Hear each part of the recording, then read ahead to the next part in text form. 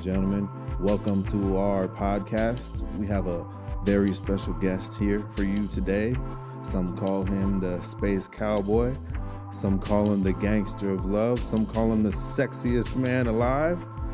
Let's get a round of applause for Darrin Harvey. Thank you, everybody. I appreciate the invite. Really appreciate you inviting me here. All right, so tell us a little about yourself and about your show that you have. Yeah, so my name is Darrin Harvey. I am the host of Financial State of Mind, the show where I help people get to that bag, manage that bag, and grow that bag as best as possible. My little tagline, through financial literacy, personal finance, and business literacy. So I've been doing it for a little bit, man. It's there for people to basically learn more about personal finances, money management. I really target it for everyday folk, but also really the people who are interested in getting their money right and potentially even starting a business. What made you go down this road? How did you enter this field of knowledge? It really starts way back, I would say, 2014, but I have to even talk about it a little bit before. So after we graduated Mount Eden, I went straight to Cal State East Bay, and I got my degree in sociology. I wanted to be in social services. I wanted to do the social service thing, the therapy thing, and I did that in Oakland. And I did that for about, I think, like 16, 18 months around there. Loved it. Super rewarding working with the teenagers and their situations. Paid me $13.20. Worked 50 hours in 4 days a week and no overtime, because that particular space, you don't have to be paid overtime. That's not against the law. At the same time, so now this was like 2013, 2014. I graduated 2012. So 2014, it's working a lot of hours, not getting paid a lot. And my boy, who graduated from UC Davis, he got a job at this company called Legal Match, and he has a psych degree. And Legal Match is a marketing company that markets towards attorneys and law firms. And I'm over here busting my behind to get this job done. And he's literally talking about how he's literally working for a couple hours and just working for a couple of hours. I just leave it there. But he's on the shift for 8 hours. Yeah. So transition to Legal Match. And basically, I was an account manager. And what I did was I made sure that the customers who were buying these marketing packages, these lead gen packages, were happy. And once I got good at it, it truly was like you work 2 hours, mess around for 6, go home. Right. And we're entering 2014, 2015. So I'm watching a lot of YouTube. But I'll never forget, I wish I can remember his name, but I give him all the credit. It was this crazy older white gentleman. And this was 2016. I believe that's when Donald Trump and what's his name was running for president. And he was just talking about end of world stuff. He was just in the world. God is coming to cleanse it. Just end of world stuff. He was just like, it's cool. I'm just here to make sure my family and I is covered, protected. And I got all the money I need just in case something happens. And crazy talk stuff.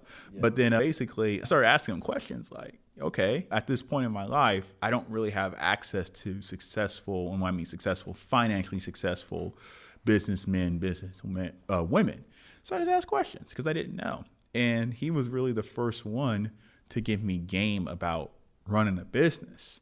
And because my job as an account manager was to make sure that everybody in my book of business was successful and happy, I turned around and used that game and gave it to the younger ones, the ones who didn't know better, the more amateur early in the game. And it worked. Like the knowledge was true. Right. So I basically transitioned to a competing company called Martindale Nolo, and I was there for 5 years. It was the same exact job, but I had a much bigger book. So I was just doing the exact same thing. And I basically learned business from an attorney and law firm standpoint. Mm-hmm. And 2016, I kind of feel like is the year that the world or YouTube, social media started getting into business, entrepreneurship, investment, stuff like that. It was kind of starting to become trending.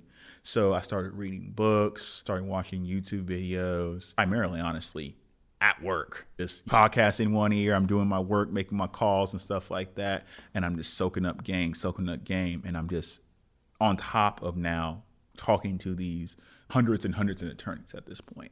So that all happens. Pandemic hits at this time, and my pops gets sick with Alzheimer's. So I'm taking care of him. And I'll never forget this moment where I've always been very good about money management. I come from a family that was good with that.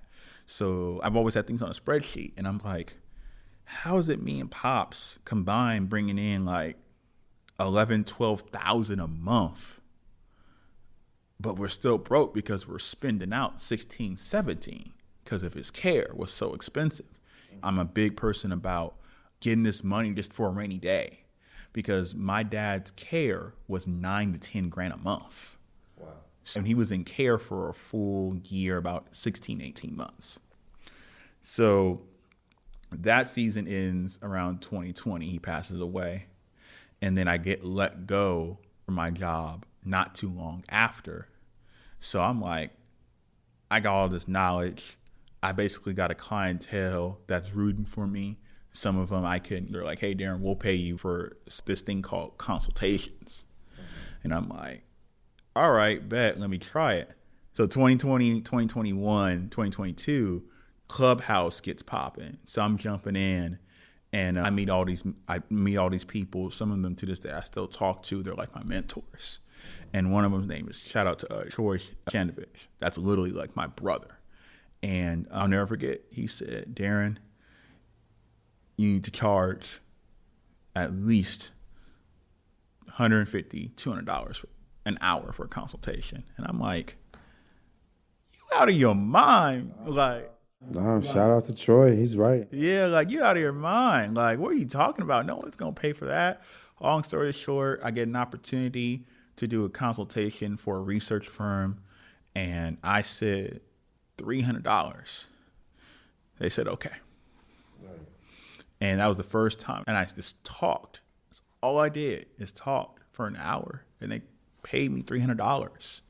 And I'm like, I've never made $300 in 1 hour in my life before. Even if you do the taxes, that's more money than I've ever made. Yeah. So I'm like, this is what I want to do. Like, this is what I want to do. So to answer your question directly now, where did the podcast come from?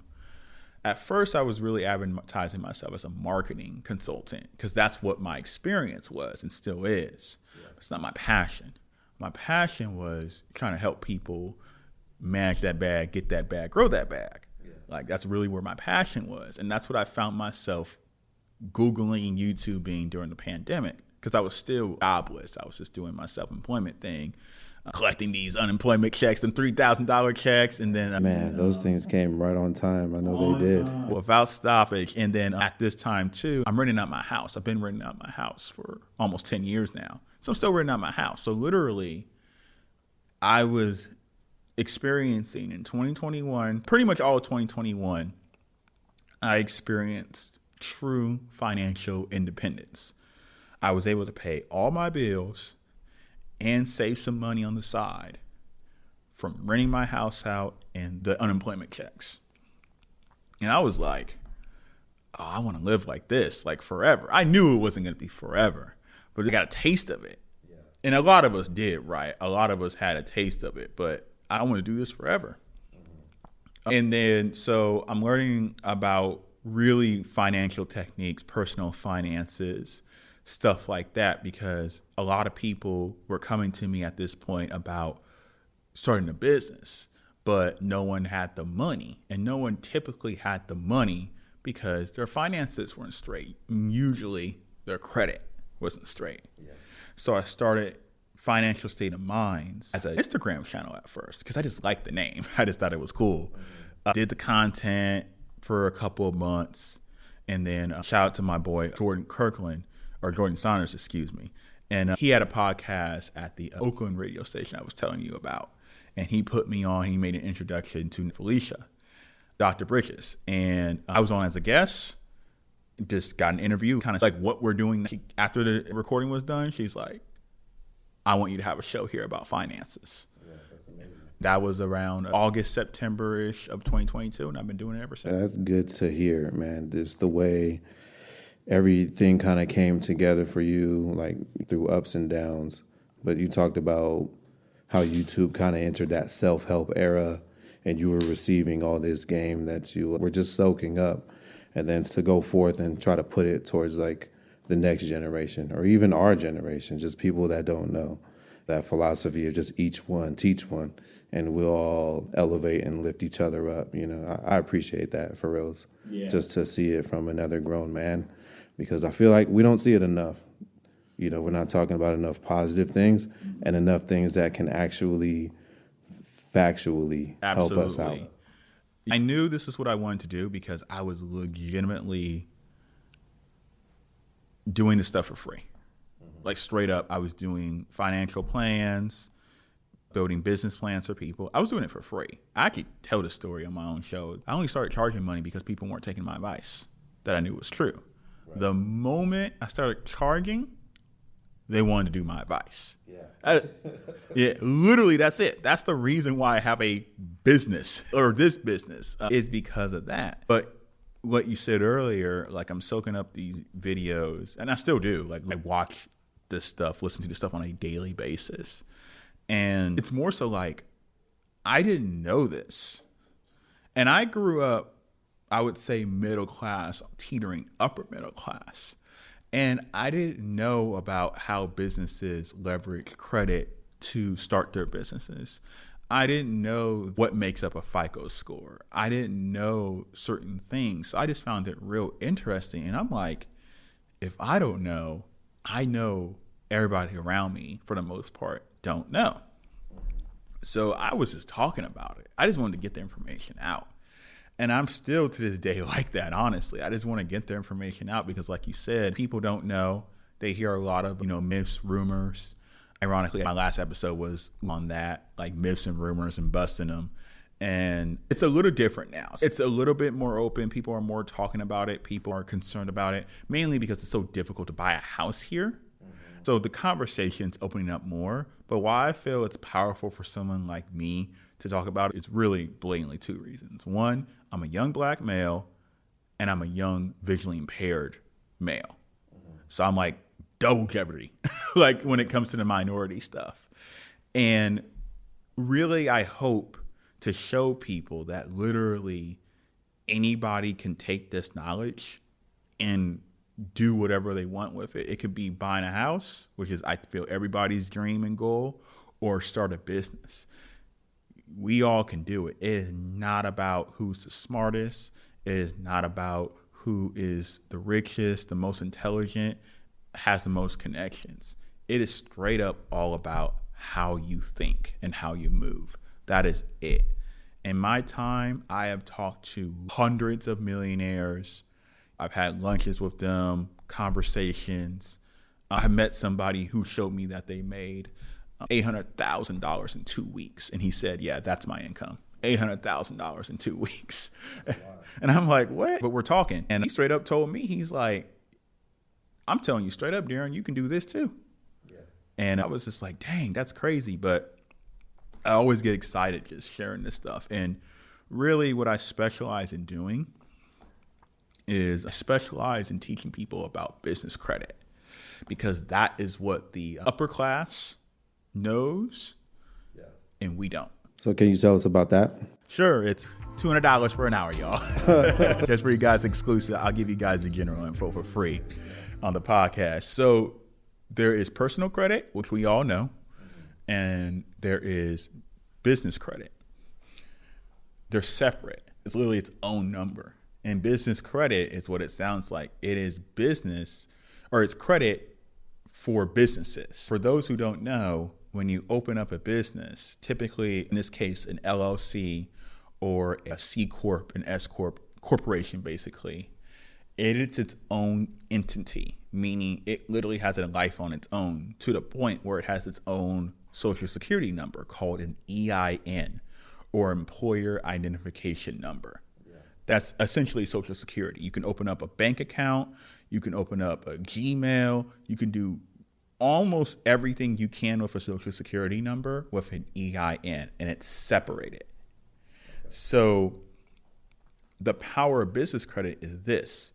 You want to start a clothing line or something like that. You ain't got no money, but you got decent credit. Let's just say your credit's like 7:30. You can go to Bank of America, make sure your business is formed, make sure everything's straight, the paperwork's straight, apply, and off the strength of your personal credit, they'll trust you with your first business credit card. And the first one from Bank of America is going to have what is called a personal guarantor, meaning that, yes, this business credit is under All Era Clothing. But if All Era Clothing defaults on the payment, Darrin Harvey is responsible for paying that back. But none of that debt is on Darrin Harvey's name. Okay. I know this because that's exactly what I did. Really? So I have my old company when I was doing marketing. I went to Bank of America. They gave me a 5-figure line of credit. And I have no problem saying this, guys. I'm not perfect. I got debt right now on that credit card. None of that debt shows up when you look at Credit Karma. None of that debt shows up when a credit card company wants to pull my credit, or a real estate company or a bank wants to pull my credit for a loan, because it's not Darrin Harvey's debt. It is Financial State of Mind's debt. Right. So that's the power of business credit. You're protecting yourself so you can still do things with your own credit score and not be limited by a failed business or whatever. Exactly. So all that stuff you hear on Instagram, that is true. They don't tell you about the personal guarantor part sometimes. There are some ways around it. And that's where I say, people, sorry, you got to pay me. You got to hit me up for a consultation for those. There's ways around it, not shortcuts. There's ways around it. So I do tell people that's my service. I don't care what your credit score is. I can come up with a plan to where you can get a business credit card, any credit card, really. Yeah. However, that is all true. And where I want to finish, and this is where you hear the complete part on Instagram or TikTok, say you do good on that first credit card. Mm-hmm. You do good for 6 months, a year. You go to Bank of America and you say, hey, I want a second credit card from you guys under Financial State of Minds. They're going to be like, oh, well, you have business credit now, like a business credit score now, because you developed it with that first credit card. You're in good standing. We trust you. We don't need a personal guarantor no more. That second business credit card is purely under Financial State of Minds. It's not attached to Darrin Harvey. So that second line, literally, if you were to default on it, Darrin Harvey's not responsible at all. In any way, shape, or form? No way. Wow. So what's the advantage of having a line of credit that you're not responsible for in case things don't work out? That's what you just said. Darrin Harvey is not responsible for Financial State of Mind's debt. Yeah. So if Financial State of Mind goes bankrupt, dissolves, whatever, they can only go after Financial State of Mind's assets. Mm-hmm. So if my house that I just told you I rent out is under Darrin Harvey, they can't go over to my house and seize it, put a lien on it, anything. If Darrin Harvey has a 9-to-5 W-2 job, they can't garnish the wages. Yeah. Because it's all tied to Financial State of Minds in that LLC that I have. So basically, of course, pay it back. You're not personally liable if for whatever reason you can't. The other advantage of having business credit is the lines build much faster because it's business credit. A lot of personal credit cards, most of them, 90-ish%, you're only going to get lines up to about $30K, $40K, $50K, stuff like that. Mm-hmm.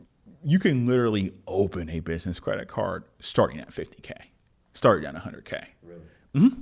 Absolutely. Because it's business. You just inherently need more money in business. Really? And that's what I help people do. And I've helped people, hey, Darrin, I want to start a business, but I don't got no money. Okay, cool. Let's get you a business credit. Oh, okay, great. Like, what do you need? Like, all right, well, I'll take whatever. Usually it's like, they don't even know about this, right? So I'll be like, will a few $1,000s work? Yeah, cool. All right, figure out their financial profile, their credit profile. Okay, cool. I think you might be able to get like $7-8 grand immediately. They're like, what? I can start a whole online clothing store with $8 grand immediate, like just offer it between the website, clothing, the material, the logos, everything. I can start it with green pen, 8-10 grand. I can get a lot done with that. And it's not my own money. All right, cool. Bet. They go to Bank of America, Chase, any of them, Wells Fargo banks. And especially if they got to get a credit card, it's usually approved immediately. And they're like, okay, right there in the mail, just like a personal credit card, a week or two later, here's your 10 grand. Go start your business.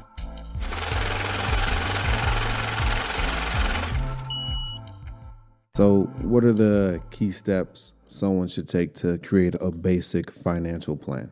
What I advise everybody to do, if they haven't done it already, is they create what I call an income and expense sheet.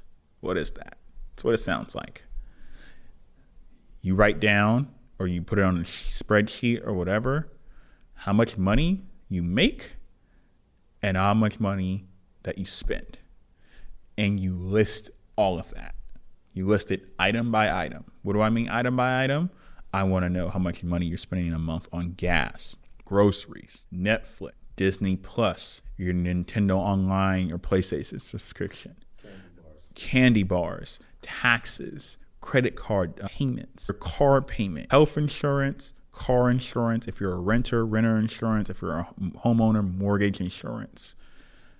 Everything you spend needs to be listed. I guarantee, this is what I actually advertise. If you write that down and I cannot find something to cut or find something that is cheaper, my session's free, because it's never, because we all do it, including me.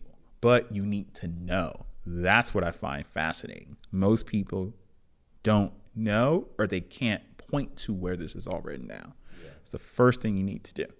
I don't know. I was maybe in like my mid-20s. I just started working like more hours, and I felt like I didn't have as much as I should have had, but I didn't really see the value of like $5 here and there. You know what I'm saying? And that's where it was just trickling out. And I finally added it up, and it was like $200 or $300 a month. Exactly. You're technically right. $5 is not going to make a difference. I hear all these people on the TikToks and stuff.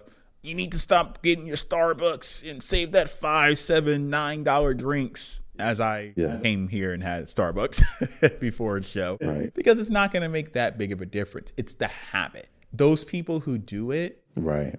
First off, if you let me actually answer the question, then I can sidetrack. So you make that expense and income and expense sheet. Now you know exactly how much money you're making and how much money you're spending. So you're going to fall into two categories, 3 technically. Scenario A, you're making more money than you spend. We call that the surplus. Mm-hmm. You're neutral. You're making exactly the same amount of money as you're spending. And I would also give that a range. So if it's like $100 plus, $100 minus, you're basically neutral. Yeah, give or take. Give or take. And then what I find most of us are in is C. You're spending more money than you're incoming. The reason I always, and I make people go into their bank statements. If they don't know, I make them take the last 90 days, go in your bank statements, figure this out. The reason I do that first is that your goals change dramatically, or your strategy change dramatically based off of that, right? It makes sense. If somebody is saving $1,000 a month, their financial strategy is significantly different than somebody who's overspending $1,000 a month. Yeah, of course. So when you ask how to create a financial plan, you do the income and expense sheet, and then you create the strategy. Okay, if you're saving, for this example, you're saving $1,000, we can talk about investing. We can talk about if you have an emergency fund. What is an emergency fund? People, emergency fund is a savings, some type of savings account where you have at least 6 months of expenses. Meaning, if your expenses for the month is $5,000, that means you have $30K in that account in liquid. So you're building that expense fund, and if that fund is filled, then you're investing, and then we go down that rabbit hole. Right.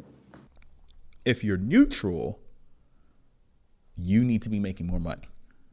Because, Darrin, I have a savings account and I'm neutral. I have $30K. Okay, cool. COVID happens. Your loved one gets sick. child breaks their arm, whatever. Now that emergency fund's gone. Yeah, quick. Go make more money. We talk about what that looks like.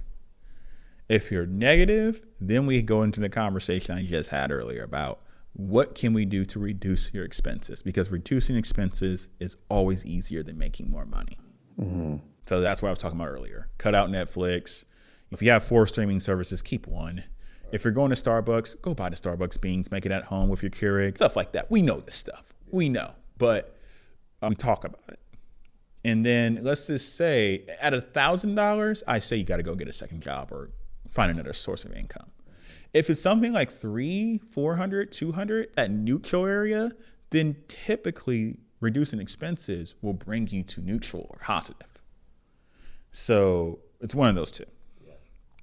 And then now you know how much money you make, how much money you're spending relative, and the strategy to get you to have an emergency fund, start investing and or saving up to buy a house. So that's how you build a financial plan.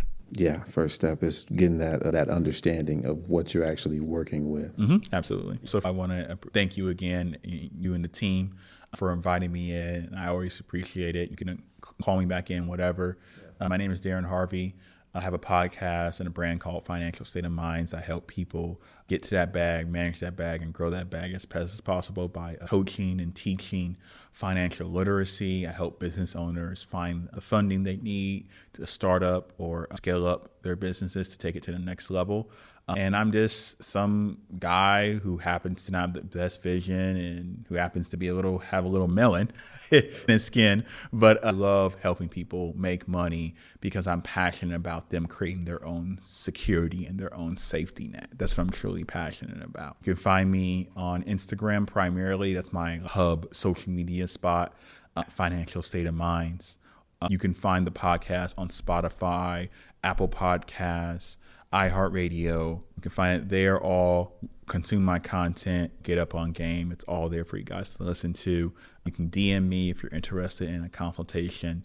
But yeah, if you guys are interested, if you're thinking about, if you have an idea or you're just trying to get your finances right on the personal side, on the business side, if you're trying to think about creating a business, launching a business, you have some questions or whatever, you can reach out to me through DMs. Feel free to hit me up, financialstateofminds.com, but you can find me on there with all my content. And yeah, that's pretty much it. Again, I appreciate you having me, Joseph. I really do. Yeah, really happy to have you, man. You really shared a lot of game, a lot of knowledge, and I appreciate you for volunteering your time. We're happy to have you here. Yeah, anytime. Financial state of mind. Yep. Yeah, secure that bag, right? Absolutely. Manage that bag.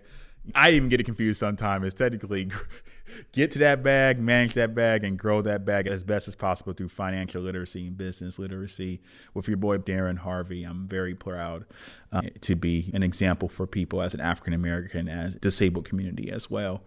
Because we're out here. Like, we're quiet for the most part, but we're out here. And if I can do this stuff, guys, any of you guys can do it. And it doesn't take a lot of money. It just takes effort, patience, mindset, and delayed gratification, and you can get whatever you want. I truly believe that, no matter who you are in your situation. One of my colleagues is she's a single mom, a heck of a backstory, and she's 40 something. I think she's 44 right now. She's done. She's retired, done. Sent her kids off to college. I have people who have multiple kids. That's the number one excuse I hear. I have kids. This is so hard. Nope. I know people who are doing it. I know people who have been through way worse than I have, and they're doing it. So if you guys are interested, hit me up, consume my content. I appreciate it. But if not, you just trying to buy my house, still hit me up, learn how to manage that money better, and just go for that American dream. We all know, buy that house. So thank you again for having me. All right. Thank you. That's great.